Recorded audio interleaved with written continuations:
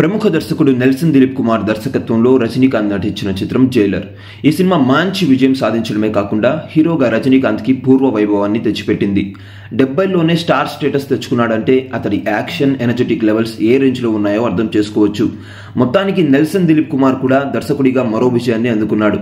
ఇదిలా ఉంటే ఓ హత్య కేసులో ఆయన భార్య ప్రమేయం ఉందంటూ ఇటీవల ఓ వార్త బయటకు వచ్చింది.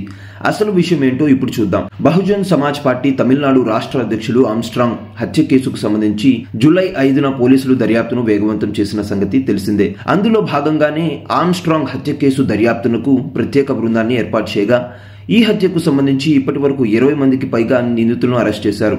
అంతేకాదు, నిందితుడు రౌడీ షీటర్ శంభూ సింధిల్ సహచరుడు మొట్టే కృష్ణన్ అనే న్యాయవాది అనూహ్యంగా దేశం విడిచి పారిపోవడంతో అతడిపై లుక్అవుట్ నోటీస్ కూడా జారీ చేశారు.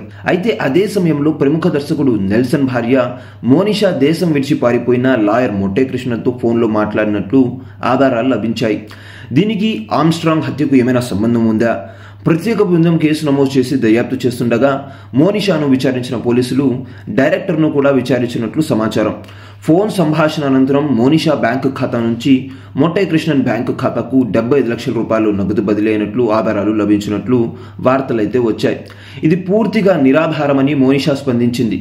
నాపై తప్పుడు ప్రచారం చేయడం సరికాదని ఆమె చెప్పినట్లు తన లాయర్ వెల్లడించారు. కాగా ఆమ్స్ట్రాంగ్ హత్య కేసుకు సంబంధించి డైరెక్టర్ నెల్సన్ ను కూడా ప్రత్యేక బృందం విచారిస్తున్నట్లు తెలుస్తుంది. మొట్టే కృష్ణన్ అనే న్యాయవాది నెల్సన్ స్నేహితుడు కావడంతో అతని నుంచి ఏమైనా సమాచారం లభిస్తుందా అనే కోణంలో పోలీసులు విచారణ జరుపుతారని, సమాచారం ఎలా ఉన్నా ఈ విషయం ఇప్పుడు కోలీవుడ్ వర్గాల్లో పెద్ద సంచలనంగా మారింది.